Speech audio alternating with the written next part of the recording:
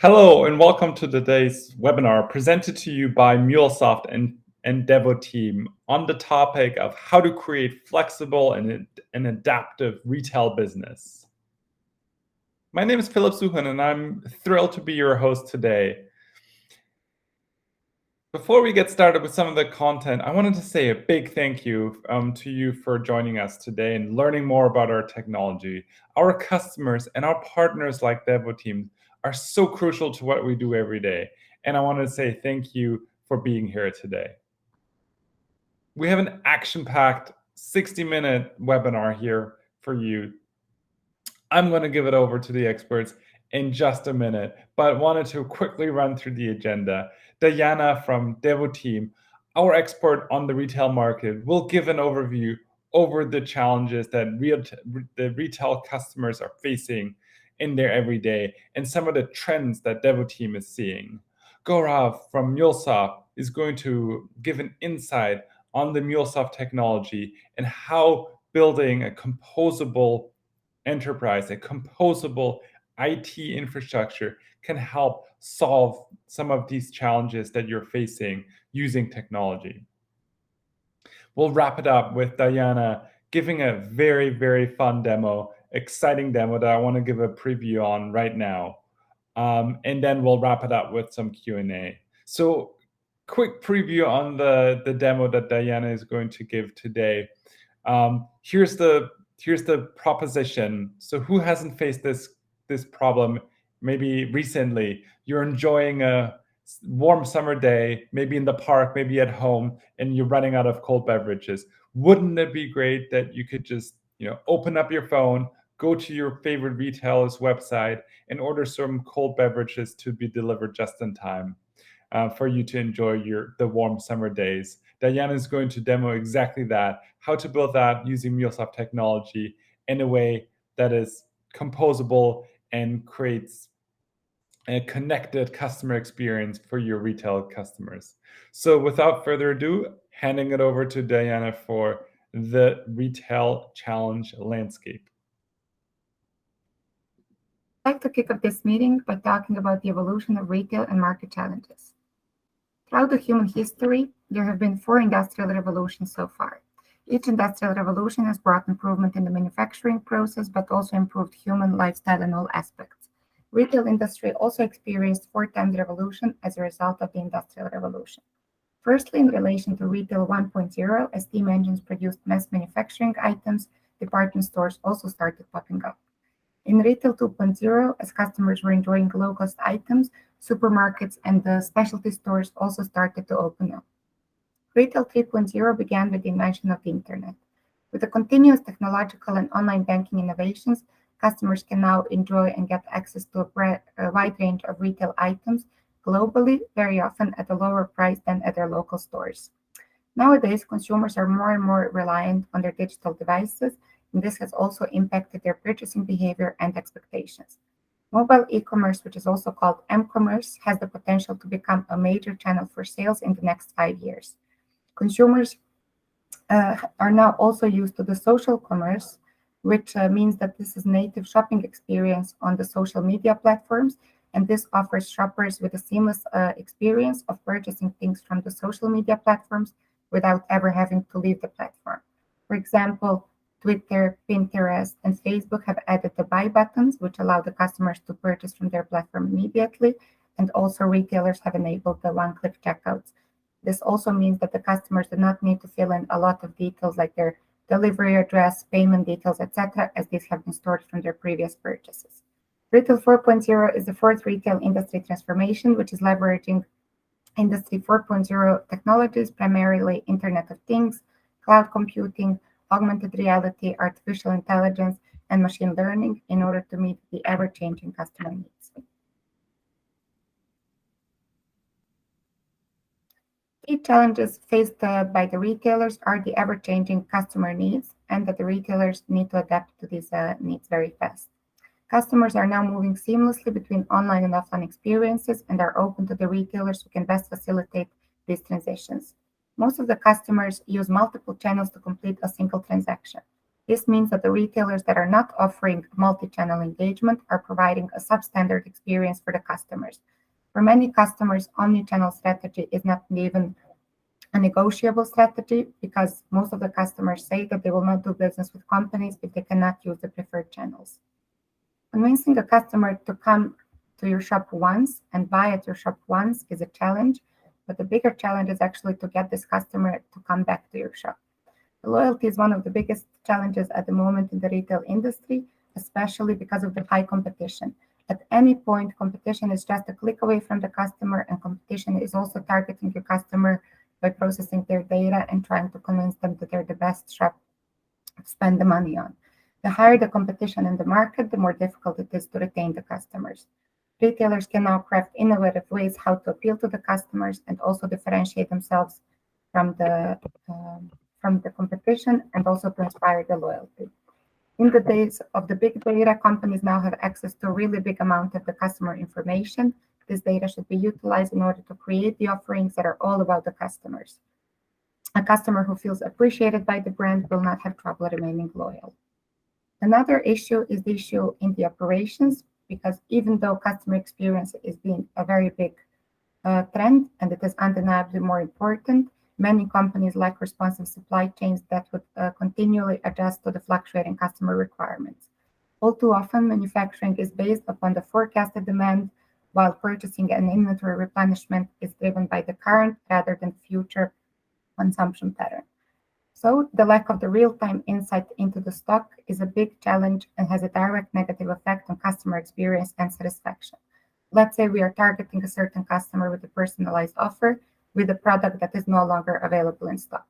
This would lead to customer frustration if they click on the email or any kind of other target that you've sent to them. And even though online shopping is popular for a reason, the convenience and the choice of e-commerce comes at a certain cost, especially because the customers are not able to try before they buy any of the products. And this is mostly the issue in the fashion industry and also in the industry where electronic devices are being sold. Therefore, online returns are much more prevalent than at the traditional brick and mortar stores. In e-commerce, the customers' homes become the fitting rooms. Also, there has been a trend, or it has been noticed, that many customers overpurchase on purpose because they are reliant on the fact that they can return products for free. So around 30% of shoppers deliberately overpurchase and then they return these unwanted items.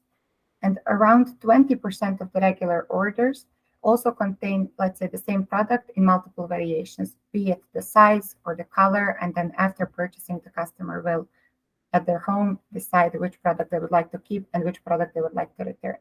This is a big issue for the retailers, firstly, because of the costs. These are lost sales whenever the products are returned, but also the retailers have to pay for the cost of returns. And there's another bigger issue, which is the reverse logistics and maintaining the stock, because the goal is to get the stock available online or in the stores as soon as possible to be sold somewhere else or to someone else. And due to this, the day-to-day business is being disrupted in the warehouses and in the stores. And also, we have issues with having real-time insights into the stock.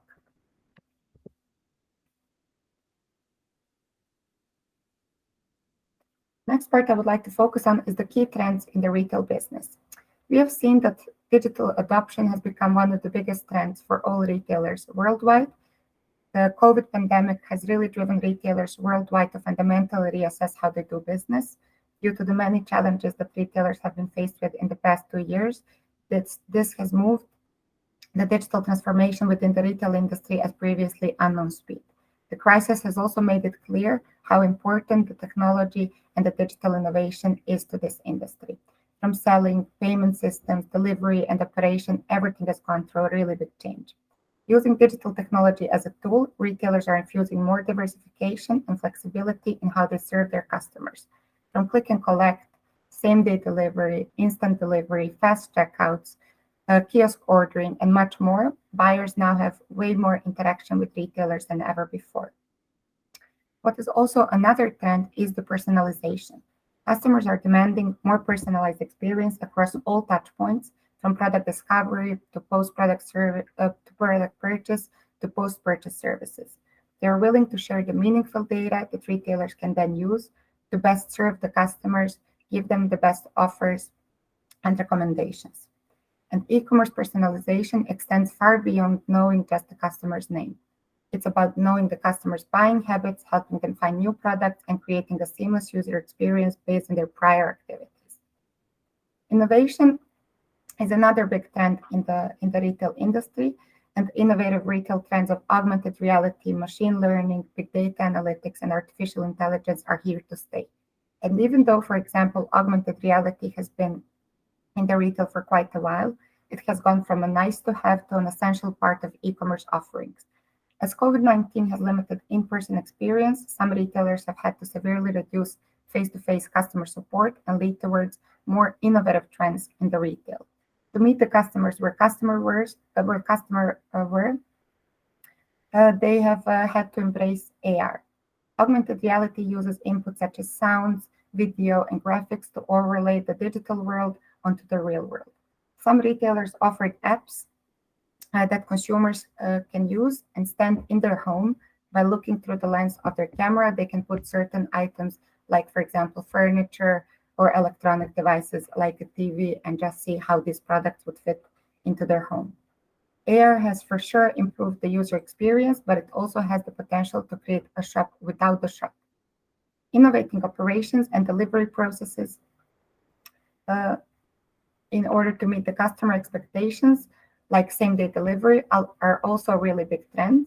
Opening warehouses closer to the customers to decrease the delivery times, or maybe digitally enabling the stores so that then the delivery can be done from stores. Other innovative trends are maybe the use of the smart speaker shopping, virtual fit rooms, chatbots and personal assistants, etc. There are three pillars of success in the Retail 4.0. With customers at home and the competition just a click away, shoppers are switching brands at really big rates. This new behavior puts a lot of pressure on the retailers to offer compelling and hyper-personalized experiences that will delight their customers and keep customers to coming back. Enormous progress has been made in the field of artificial intelligence and machine learning over the past 3 years to help create accurate models and provide personal shopping experiences to the customers.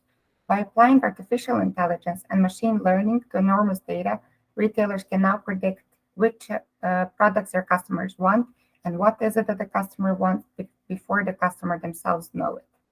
Retailers can now provide all of this meaningful data to the store associates via a mobile app, and thereby also empower these associates to help the customer choose the right product and be a part of their shopping journey. With both digital and physical shopping important retail trends for 2022, a seamless omni-channel experience sits at the heart of the retail transaction. An omni-channel retail business possesses new challenges. For example, in the brick-and-mortar stores, the immediacy of the exchange makes inventory management very simple, because as soon as a customer buys a product, it is in the ownership of the customer.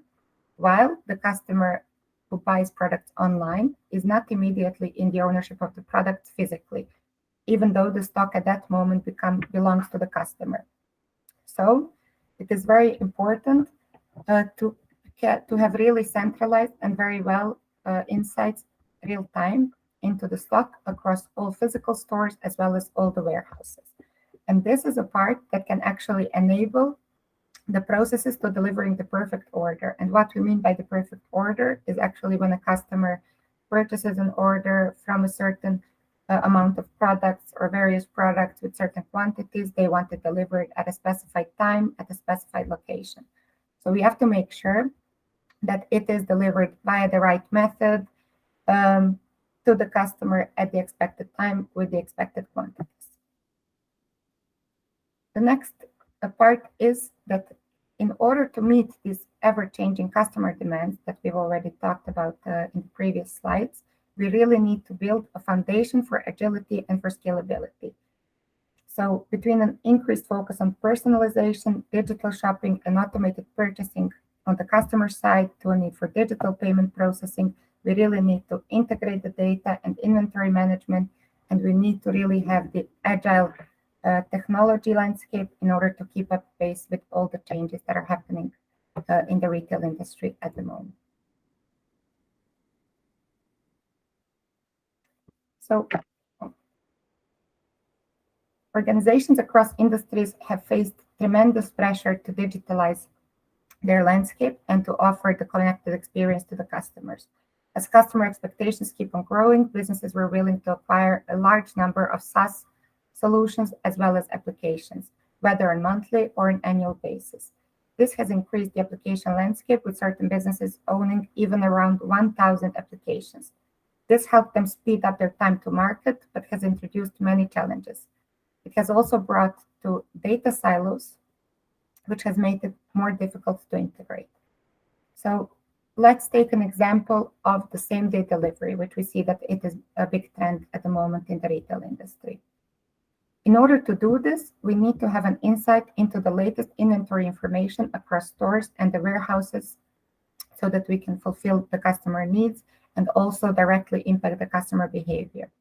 However, there's an issue because around 30% of applications are only connected and integrated with each other. The rest is in the data silos. So in order to fulfill the needs and the expectations of the customer, process needs to improve and these data silos need to be broken because we need to connect the data across all different applications and bring it together. As we've already seen in the previous slides, the change is the only constant in the retail industry. Retailers really have to adapt to ever-changing customer expectations and behaviors. And in order to do this, the processes have to be nimble and adaptable. Integration plays a very strategical role in this. But how can retailers respond to deliver initiatives faster while creating the experience that the customer wants without being slowed down by IT or operation bottlenecks? My colleague Aura will tell you more about this in the next slide. Thank you, Diana. So we looked at the key challenges. We looked at the trends which the retail organization is facing. And the key which comes out from there is digitalization is one of the key trends which we have seen in the industry. The other one is with respect to how do we make sure all the processes are aligned, and how do we make sure or how can we make these processes more agile, nimble, and what we saw as integration is one of the strategic things, whether you talk about digitalization, whether you talk about the optimization of the processes, or whether you start talking about making these processes more agile and scalable. I mean, gone are the days when the traditional integrations used to support the organizations more from a point-to-point perspective, where depending upon the project, what was required was basically provided by the integration. But now, integration has also grown leaps and bounds, and the amount of different applications which the organizations have in order to support those applications, integration has to be a more strategic initiative across the organization. And how does integration support? And that is where we would like to introduce this whole concept of composability. These challenges of the modern world have to be dealt in a different way. I mean, we can't really deal with these challenges with the old way of doing integration. So this is where the composability angle comes in. But what do we mean by composability? And I would like to basically take this example in order to illustrate my point on this. There is an example where there was a shop floor which was creating a bicycle. And they had this one model, and they were basically selling these bicycles. The business was initially very happy because they got these bicycles. The customer just took these bicycles and they used it. But over a period of time, the requirement of the customers grew, their needs enhanced, and they started demanding different variations on this product. And over a period of time, before the business realized, it was something which was quite evident, and because the customers have understood that this is what they need, and they started demanding it from the business. Over a period of time, business realized that this is something which they don't need, but they absolutely want in order to be in relevant in the business today. So they have to create those different models of the bicycle, and which meets caters the need of the end customer. And this is where then they reached out to their shop floor that how can we actually start creating these different bicycles. It was quite difficult because not knowing the market, how the market is going to react, what kind of model should we prepare. So the shop floor came up with a very, very innovative idea where they started creating those different building blocks which the business can assemble based on the needs and requirements of the customer, or the end customer, and basically give that. And this is basically the essence of composability. We start talking about those reusable building blocks which are already available, or which the organizations have to create in order to support the ever-changing demands of the business, ever-changing demands of the end customer, as well as meet the needs and the requirements of their end customer. Let's dig a little bit deeper into what do we mean by composability, and then I'll take it with an example where there is we all are using these retail apps in our smartphone. Now, the retail apps have some of these components which are pretty much same across these retail apps in terms of if a customer has to buy something, they need a payment gateway through which they're going to make that payment. When they buy something, they are looking at what is the tracking and tracing facility. I mean, when is the package going to arrive? And for that, you have those inbuilt tracking and tracing capabilities within the app.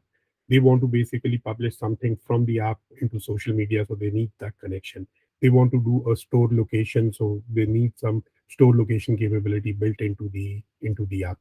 All these capabilities are kind of reusable capabilities, and then there are different players who are already offering these capabilities out of the box. I mean, look at Stripe, which offers that whole payment gateway behind the scenes, so anybody who's creating an app can just plug and play that payment gateway capability. um, uh, Things like the tracking and tracing services like FedEx, UPS, DHL, they are also offering these capabilities which can then be put into these uh, apps, so that they can then basically do the whole tracking and tracing of the orders from there. But these are all reusable capabilities. Where the retailers are uh, implementing most of their time is how can they create these differentiation? How can they create that wow factor for their end customer? And this is something which retailers should put more emphasis on.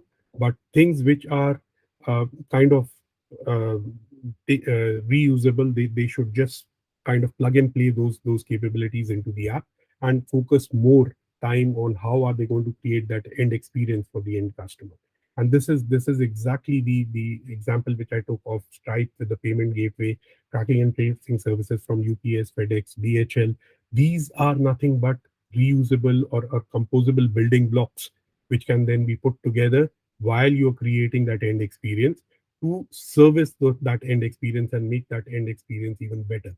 And this is what even Gartner specifies, that for a composable organization, what they need is the organization should be able to deliver on business outcomes and should adapt to the changing pace of the business. And how do they do that? They do that by creating that combination of package business capabilities. And these package business capabilities are nothing but those reusable building blocks which can be put together in order to provide that differentiation feature, or in order to provide that key capability to the end customer. And just to take this into the next step, where composability, just explaining it a little bit further, looking at the organization, there are various different actors who work on different applications within the organization. And these actors could be your SaaS vendors, could be your software vendors, could be your internal central IT departments, could be your system implementers who are actually dealing with your applications today. This could be partners, these could be third-party developers. I mean, there could be plethora of different personas who could be involved as actors. But these actors are acting on different core capabilities within your organization. Maybe some of these actors are responsible for your cataloging capabilities, cataloging of your product information system. So some of them could be looking at the customer information system. Some of them could be on the pricing part. Some of them could be on the inventory part. So where it comes, these vendors need to then start creating those reusable building blocks. And these reusable building blocks can only be created if you have an underlying platform which supports you to create those or assemble these different aspects and then create those building blocks. And then these building blocks can be put together based on the needs and the requirements of the business, so that the user can consume it. And all this, as I said, has to be in an environment so that it could be secured, it could be managed, it could be governed. So the key is Your actors need to start looking at what kind of a data do I have in my organization, what kind of processes do I have in the organization, and convert those into digital assets, which can then be discovered at design time, or when you're basically putting this together. There should be a registry where these are kept. They basically discover that from the registry, and whenever there's a need, they can assemble these different products together in order to create the complete uh, capability for the end customer. So this is in nutshell what is composability. What is key over here is how do we make these composable building blocks discoverable, and that is where the API aspect comes in. APIs are those standard building blocks. You could basically APIs help you with providing a URL to a particular capability, and the moment you have a URL, you can call that capability, and the capability does what it needs to do and provide the answer back. And you could use that data in order to take it and take that data and build your experience, or build your services, or build your product, whatever the case may be.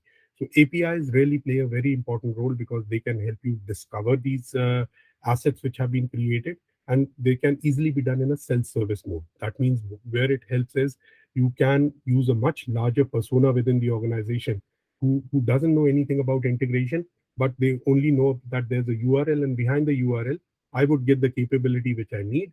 They can just call that URL, and they could basically then create that aspect for them.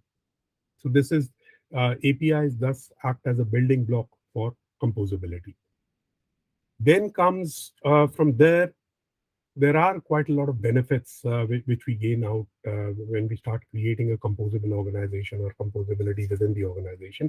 One is about business centricity. Now, the business doesn't need to rely all the time on the IT folks to basically deliver a particular project. As I said earlier, because now you have created those composable building blocks, the line of business IT, or the line of business people who understand the business, they can actually put together these different building blocks together in order to form different experiences and different products and services for the end customer. So that is where the business centricity comes in, because this enables business centricity. The second aspect of this is collaboration between business and IT.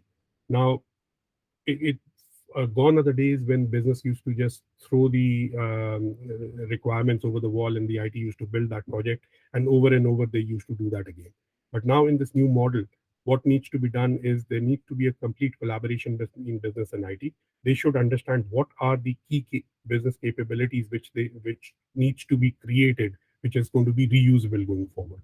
Business needs to provide their inputs. IT need to come and say this is how we can do it, and that is the collaboration which basically composability helps in creating that collaboration between business and IT. The third aspect is with respect to reusability. Now, reusability, because that is one of the key things, you are going to create these business capabilities with the point of view that you're going to reuse it over and over again. And that is where when the collaboration happens between business and IT, they would come up with a list of things which can be reusable, and which basically foster reusability within the organization, meaning uh, you are just going to reuse a lot of information, a lot of building blocks which are there, and you're not going to spend too much time in recreating those building blocks over and over again. That means you have more time to innovate, which was another key trend which Diana mentioned. This is where it really helps, because reusability, the more time, more you reuse, the more time your central IT and the other departments within the organization has to basically create and build innovative experience on top of that. And the last part is creating that open ecosystem. Now, the moment you have created these building blocks, you can invite your third-party developers, your partners, probably other developers within the organization. They can think, and they can start creating different innovative experiences or innovative products and services on top of already the building blocks which are already there. So this basically helps speed up that innovation. This helps basically having a much larger workforce working for you in order to do that innovation. So these are, in a nutshell, these are kind of benefits for composability. But the key aspect is what is required to achieve the composable enterprise. We all understand that integration is key. Now, if integration is key, that there are so many different design patterns which are available, and organizations would need those design patterns starting from a very simple, let's say, a file transfer protocol, which is one of the key capabilities, going into a more modern one like the microservices architecture and everything in between, be it API management, be it a publish subscribe, be it evented API.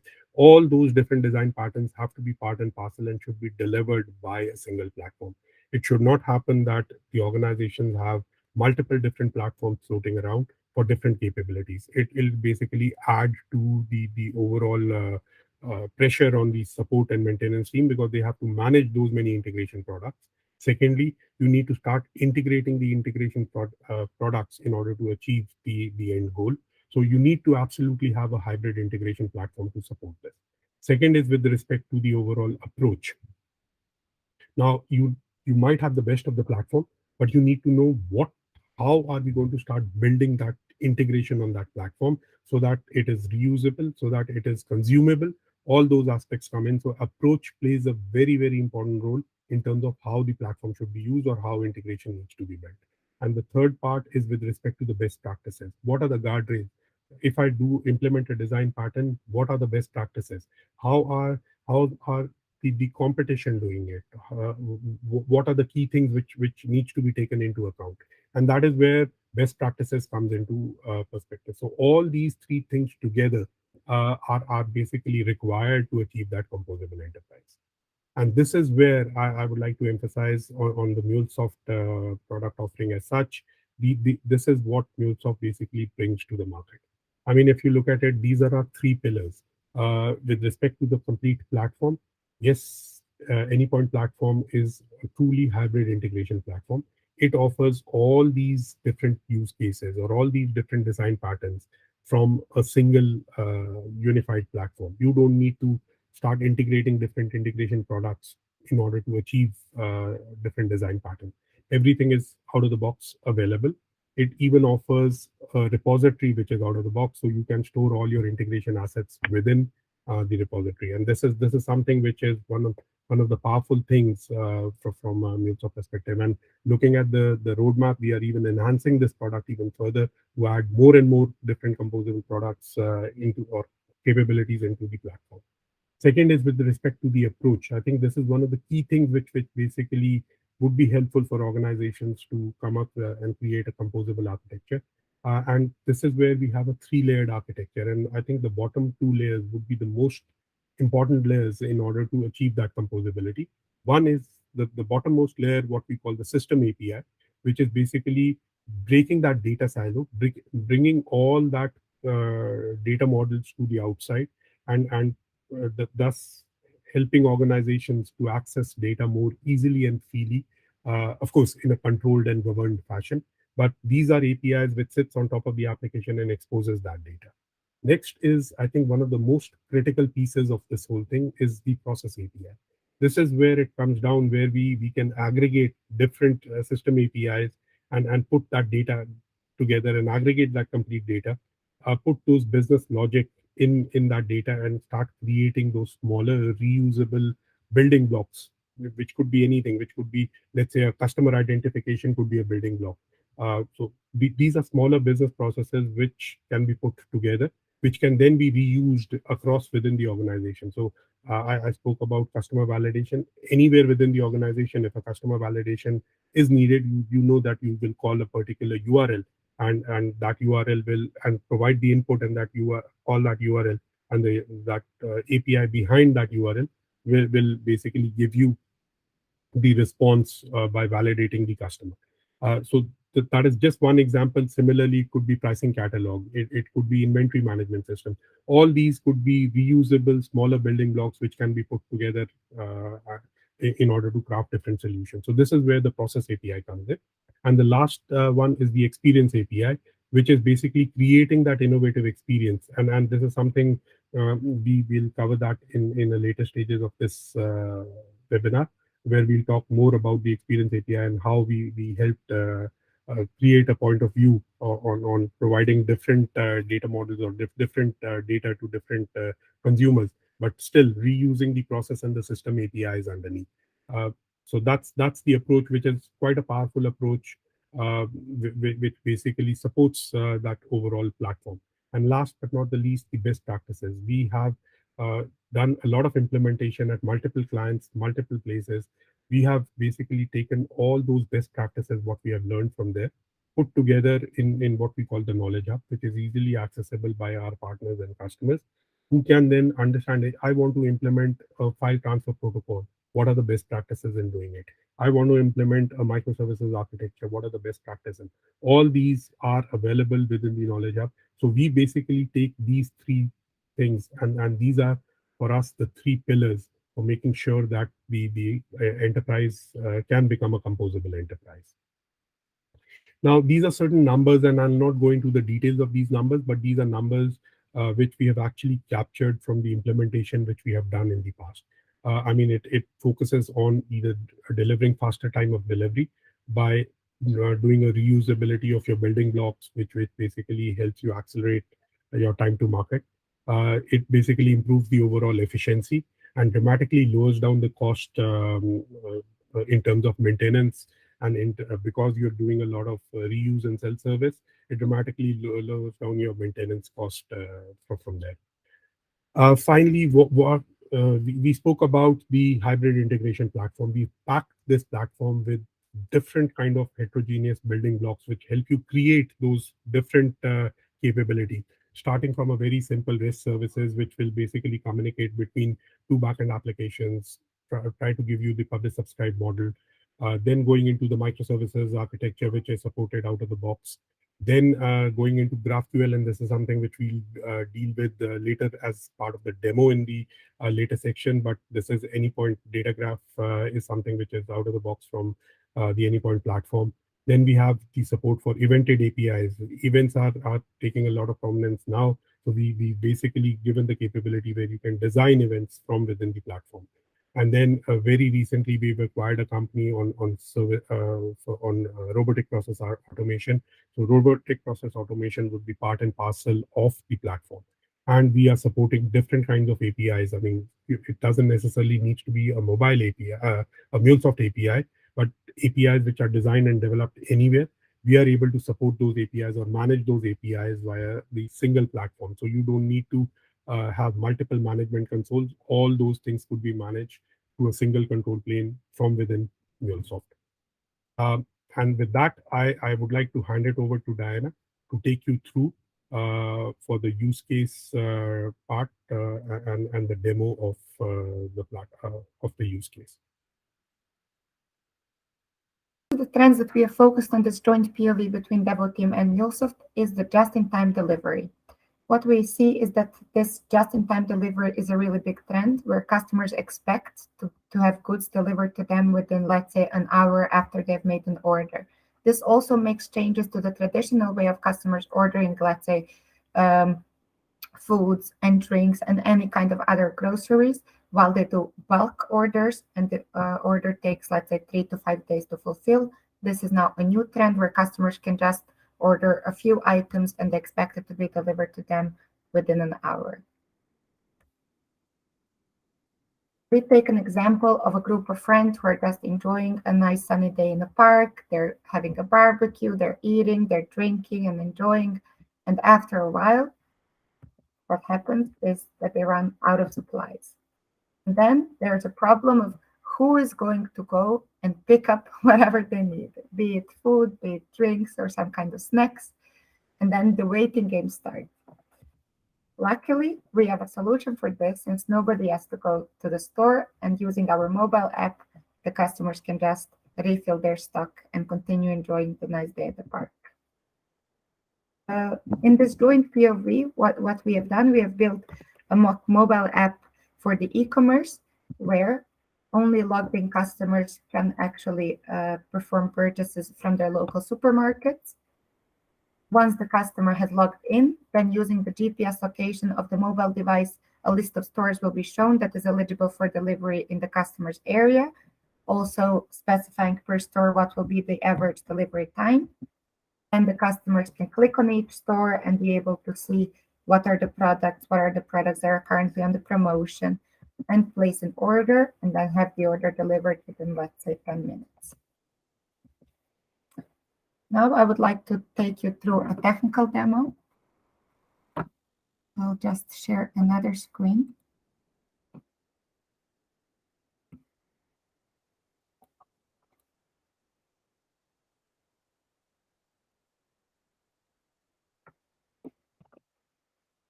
I believe you're now able to see it. Can you please confirm, Gaurav? Yes, Tana, we are able to see. So I'm going to log in using my Devoteam email since I have an account. In case that the customer does not have an account, they're actually also able to log in or sign up for the platform using social media channels, be it Facebook or a Google account, or they can also register in a traditional way. For the purpose of the demo, I'll just be logging in using my own account. The customer login data is now verified against our backend systems, which were built, or against backend APIs, which were built using Mule. What we see, the first part is that I can here see my order history. So unique products from the order history are displayed here immediately so that then I can instantly repurchase the same products again. Using the GPS location of my mobile device, the backend has actually listed a few stores that are eligible for the delivery in my area. What is also possible is that by either filling in a delivery address or a delivery postcode, we can narrow down the search. So let's say if I want it delivered to a different postcode than where I'm now, the list should be more narrow. Yeah, so now we see we only have 2 stores. Also, the data which is pulled from the backend is taking into account the opening hours of the store. We see that both of these stores are open at the moment, and I can order products from an open store.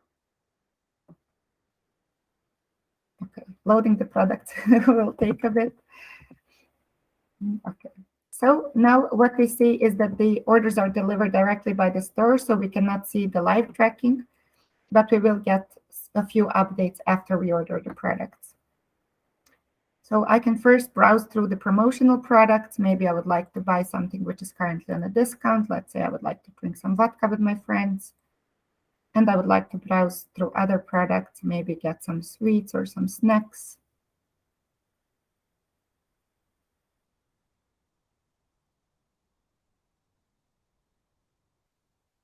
And of course, some water to hydrate ourselves.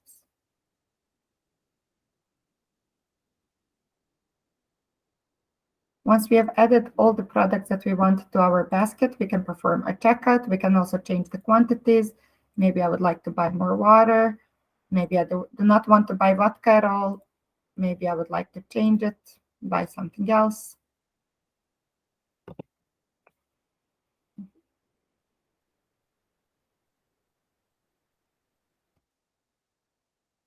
Maybe I would like Bobby's gin better.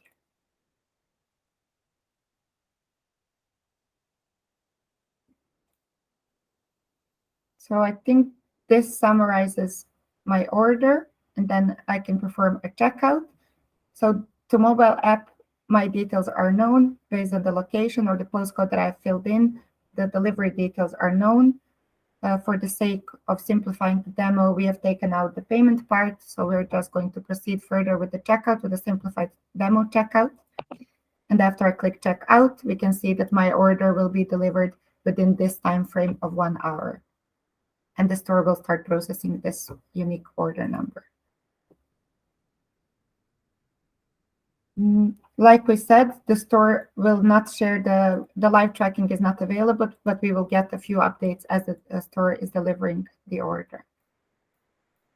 I think that is that from the technical demo from the functionalities, but I would like to explain to you how we were actually able to do all of this in quite a short time to market.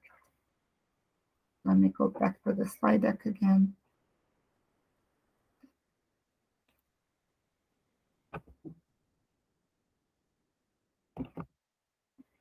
So our starting point was actually a retail customer which already had quite a rich API landscape. They were already leveraging MuleSoft and, of course, using the 3-layered architecture. They also had one online sales channel, which was their website. And for the website, there was an experience API for the online delivery, which then leveraged a few process and system APIs. So through a web shop, customers were able to place online orders, search through products, check their order history, download PDF invoices, check the delivery status, and of course, log in or register. However, there was no insight into the store stock inventory, and also you could not see any store details through the website. However, these APIs are present in our customers' landscape, just their system APIs, and then we would like to unlock this data in order to achieve the just-in-time delivery. And what we need to achieve just-in-time delivery, we need to get all the store details regarding, let's say, store address, opening hours, location, maybe a phone number, etc. What we also need to get is the inventory for that specific store, because we only want to display the products that are in stock on the mobile app. And of course, we want to reuse some other functionalities like being able to log in the customer, being able to place the order, being able to check the order history. However, for the mobile app, we wanted to build this functionality, which is order again, which would then just allow customer in one click to either repeat the order or to put products that they've already purchased before in their basket. And how we were actually able to do this. So traditionally, what we will do, we would first start with analyzing the current API landscape. So what we have seen, we have identified a few APIs which are of interest to us. While analyzing the store detail system API, we have seen that this data contains also the store ID, which is also the primary key for store stock. If we wanted to build this in a traditional way, this would require some development work. We would need to build, let's say, a process API that would invoke both of these system APIs, merge the data together, or maybe transform the data and then unlock it to the experience API. The similar thing we have also noticed for the products and prices, where a product API gives us a few details about the product itself, but also the prices system API gives us another part of the product, which is the pricing and promotional data. So what we have then done by analyzing this data and the data models, we have actually concluded that we would like to link these two data models together, and these two we would like to merge in one unified response. And how we have done this, we were leveraging the data graph or the AnyPoint GraphQL functionality from MuleSoft. So we have added these two APIs or the REMO specifications into the unified schema, and then we have decided to merge these two data types into one.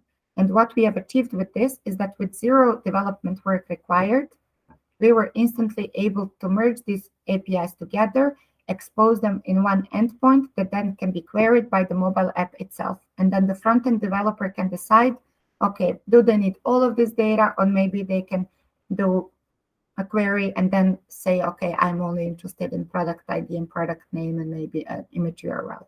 So all of that was left to the front-end developer then.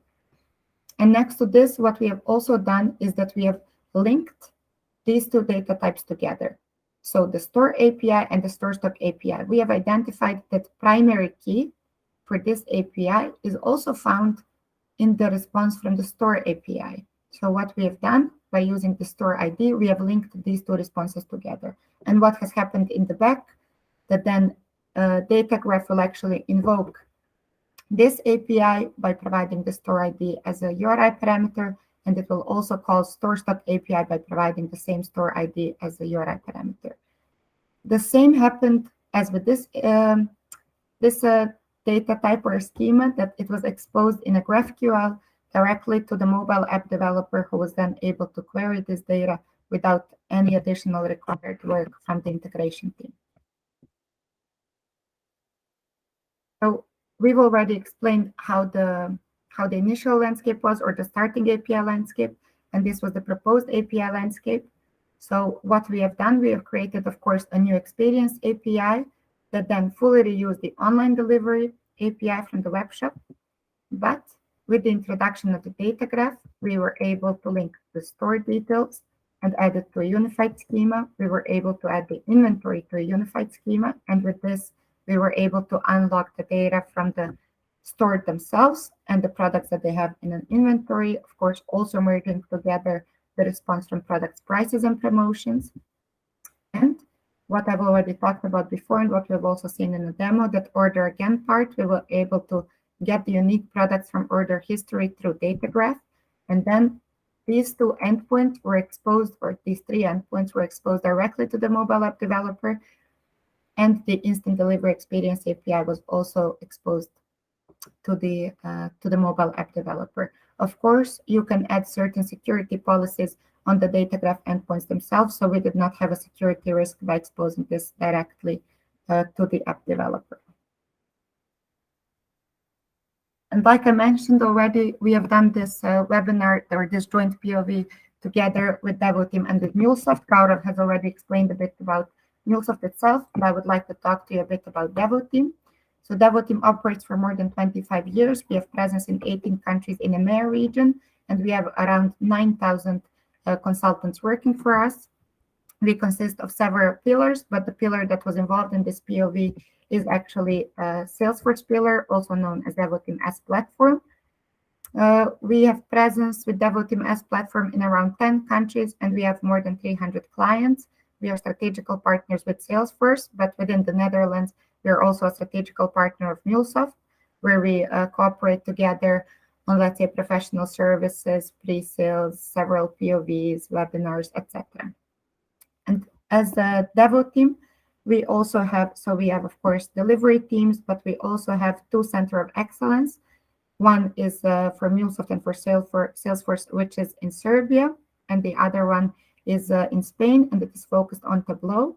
We have multi-skilled consultants, which have achieved 10 Salesforce expertises like integration services, platform, architecture, UX, UI design, product support, Sales Cloud, Service Cloud, Marketing Cloud, etc. And thanks to the power of the Salesforce platform, we enable our customers to become easy companies to engage with. We provide them with end-to-end approach to the Salesforce portfolio, which enables them to do business easily, seamlessly, securely, and at a very high pace. We also help them with their digital transformation, innovation, speed up connectivity across the ecosystem, translate data insights into concrete action, and accelerate sales and marketing effectiveness. On to you, Philip. Thanks. Thank you, Diana. Wow, wasn't that a great demo? After this webinar, I'm going to be off ordering myself some crisps and a bottle of chilled water from my favorite app. Just to wrap up things before we are heading into your questions that you've asked us, I just want to give a couple of takeaways. You know, it's clear that retailers are operating in this extremely complex landscape. You got inflation worries, supply chain issues, increasing customer expectations, and an ever-increasing competitive environment. But innovation is here to help, right? Innovation drives the solution for a lot of these challenges that you're facing. But innovation itself is not enough. You need to have the right strategy for driving innovation and digitally transforming your retail landscape. And composability, the composability that Gaurav and Diana mentioned is really the key. Don't build more and more complexity into your systems, creating maybe technical debt and making it, you know, increasing the time to value for driving this innovation. But really think about how you can add composability into your solutions, because composability offers the flexibility and the agility that helps organizations build solutions that abstract some of this complexity, that layer on solutions on top of your existing landscape without creating ever more technical debt.